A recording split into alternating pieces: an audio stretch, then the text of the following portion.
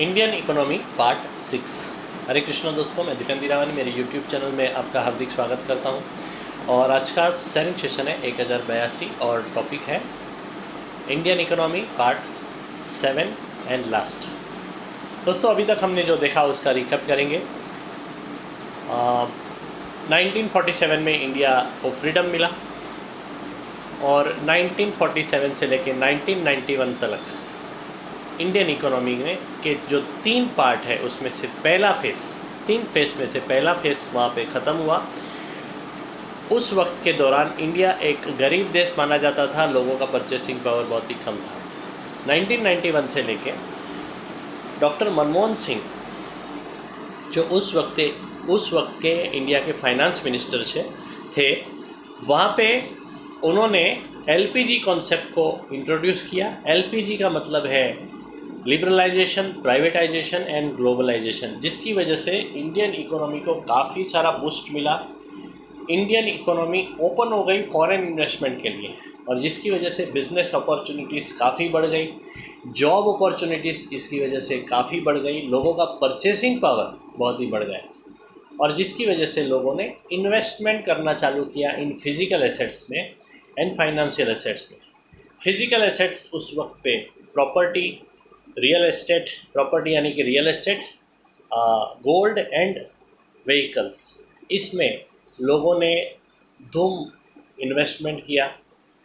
Black money काफ़ी सारा उस वक्त पे चलता था, जिसकी वजह से लोग काफ़ी ब्लैक मनी डाल के, ब्लैक मनी यानी कैश पेमेंट्स, और काफ़ी सारा जिसकी वजह से फिज़िकल इन्वेस्टमेंट, फिज़िकल एसेट्स में इन्वेस्टमेंट हुआ। फाइनेंशियल एसेट्स में जो फर्स्ट टाइप ऑफ इन्वेस्टमेंट है that is repo rate related investment, उस वक्त पे रेट ऑफ इंटरेस्ट काफ़ी ज़्यादा था करके वहाँ पे भी काफ़ी सारा इन्वेस्टमेंट हुआ। दोस्तों, सेकेंड फेज़ ख़त्म हुआ 8 नवंबर 2016 में, जब भी हमारे प्राइम मिनिस्टर श्री नरेंद्र मोदी जी ने एक स्पीच दिया और तब से लेके डीमोनेटाइजेशन की शुरुआत हुई। 1000 की नोट तभी बंद हुई। डीमोनेटाइजेशन की वजह से ब्लैक मनी में काफ़ी सारी रोक आ गई और जिसकी वजह से प्रॉपर्टी में काफ़ी सारा जो एप्रिसिएशन होना था वो नहीं हो पाया। उसके बाद रेरा रेगुलेशन आया, जिसकी वजह से भी प्रॉपर्टी का रेट काफ़ी सारा स्टेबल हो गया, ब्लैक मनी बंद हो गया और प्रॉपर्टी के भाव काफ़ी उस वक्त तक बढ़ चुके थे, जिसकी वजह से भी प्रॉपर्टी में ज़्यादा एप्रिसिएशन की गुंजाइश नहीं थी। दोस्तों, उसके बाद जो वक्त आया from the third phase financial assets में, और वो भी सेकेंड एंड थर्ड टाइप में। फर्स्ट टाइप का जो इन्वेस्टमेंट है रेपो रेट रिलेटेड इन्वेस्टमेंट, वहाँ पे रेट ऑफ इंटरेस्ट काफ़ी गिर चुका था, जिसकी वजह से वहाँ पे काफ़ी कम इन्वेस्टमेंट होने लगा। मगर second type of investment that is equity related investment, और उसमें आता है डायरेक्ट इक्विटी और दूसरा है म्यूचुअल फंड्स, उसमें काफ़ी सारा इन्वेस्टमेंट होने लगा। मगर वहाँ पे हमने जैसे कल देखा कि LPG 3P कॉन्सेप्ट लगता है। 3P कॉन्सेप्ट क्या है वो हमने कल देखा था। Purchase, profit booking and panic selling, जिसकी वजह से ये जो है इक्विटी रिलेटेड इन्वेस्टमेंट यानी कि म्यूचुअल फंड, जिसमें काफ़ी शॉर्ट टर्म के लिए इन्वेस्टमेंट होता है, क्योंकि वहाँ पे रिस्क इन्वॉल्व है और जहाँ पे रिस्क इन्वॉल्व है वहाँ पे इन्वेस्टमेंट शॉर्ट हो जाता है। तीसरा टाइप का इन्वेस्टमेंट है इंश्योरेंस इन्वेस्टमेंट, इंश्योरेंस प्रोडक्ट में इन्वेस्टमेंट। वहाँ पे रिस्क नहीं है, गारंटेड है। जहाँ पे वर्ड गारंटी आता है वहाँ पे इन्वेस्टमेंट लॉन्ग टर्म हो जाता है और लॉन्ग टर्म इन्वेस्टमेंट के लिए लोग LIC प्रोडक्ट्स में इन्वेस्टमेंट करने लगे। LIC प्रोडक्ट्स में इन्वेस्टमेंट, LIC में इन्वेस्टमेंट करने के यानी कि इंश्योरेंस प्रोडक्ट में इन्वेस्टमेंट करने के मेजर 4 फ़ायदे हैं। सबसे पहला फ़ायदा तो ये है कि वहाँ पे आपका कैपिटल प्रोटेक्टेड है। It's a very important, because आजकल कैपिटल की गारंटी बैंक में भी नहीं है दोस्तों। 5 लाख के ऊपर कैपिटल बैंक में भी गारंटेड नहीं है। वहाँ पे सिर्फ लाइफ इंश्योरेंस कॉरपोरेशन एक ऐसी कंपनी है जो आपको कैपिटल गारंटी देती है अप टू 100%। जो भी आपका इन्वेस्टमेंट है वो 5 लाख होने दो या 5 करोड़ होने दो, पूरा अमाउंट आपका कैपिटल गारंटेड है।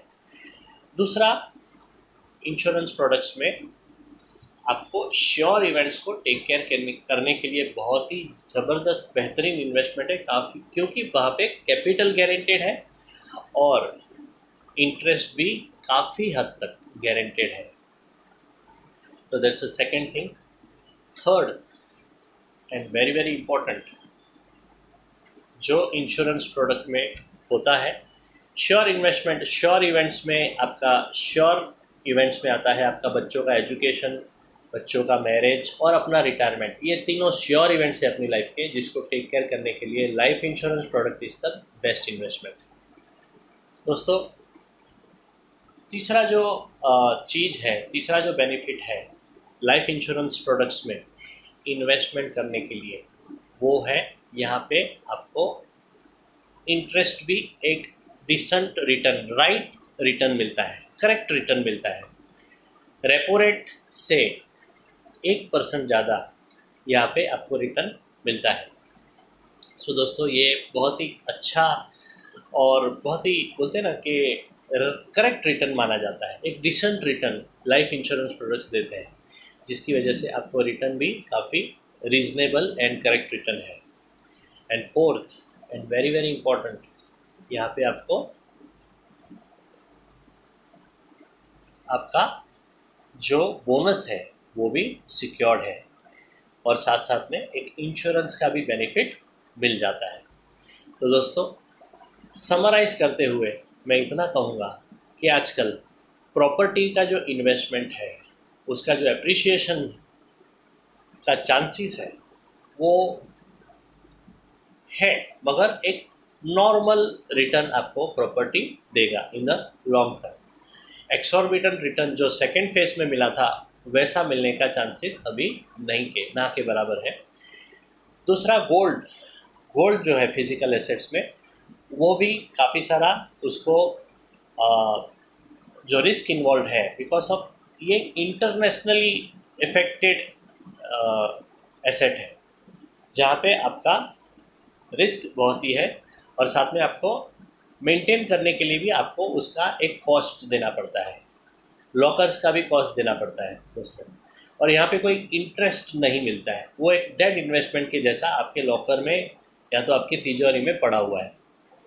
तीसरा चीज़ है व्हीकल्स, जो एक अनप्रोडक्टिव एसेट है जिसका कुछ भी इंटरेस्ट नहीं है, बल्कि इसका डेप्रिसिएशन वैल्यू भी बहुत हाई है, जिसकी वजह से फिजिकल एसेट्स में इन्वेस्टमेंट अभी काफ़ी कम हो रहा है। जो फाइनेंशियल एसेट्स है उसमें first type that is repo rate related investment में रेट ऑफ रिटर्न काफ़ी कम हो चुका है, जिसकी वजह से वहाँ पे भी इन्वेस्टमेंट बहुत ही कम है। अभी फाइनेंशियल एसेट में सेकंड जो टाइप है that is equity related investment, that is mutual fund. वहाँ पे शॉर्ट टर्म के लिए बहुत ही अच्छा इन्वेस्टमेंट होता है और शॉर्ट टर्म के लिए वो एक आइडियल इन्वेस्टमेंट माना जाता है। और लास्ट है जो इंश्योरेंस प्रोडक्ट है, अपनी लाइफ के श्योर इवेंट्स के लिए एक बेहतरीन एक इंस्ट्रूमेंट है, जहाँ पे हम बोले ना कि आंख बंद करके पैसा डाल सकते हैं because of its capital guaranteed and returns are also guaranteed. Bonus is also guaranteed by Central Government of India under 37 of the LIC Act. तो इंडियन इकोनॉमी में क्या क्या बदलाव आए, कौन से 3 फेज थे वो हमने देखे, और उस तीनों फेज में क्या क्या इन्वेस्टमेंट, कहाँ कहाँ पे इन्वेस्टमेंट होता था वो भी हमने यहाँ पे देखा। सो दोस्तों, ये इंडियन इकोनॉमी का टॉपिक यहाँ पे समाप्त होता है। ये वीडियो सुनने के लिए बहुत बहुत धन्यवाद, और ये वीडियो आपको अच्छा लगा तो ज़रूर उसे लाइक, कमेंट एंड शेयर करें, और मेरी YouTube channel Deependra Rawani life time daily sharings and songs को सब्सक्राइब करें और वो जैसा अच्छा और ज़रूरी सुनते रहें। Thank you very much, good night, Hare Krishna.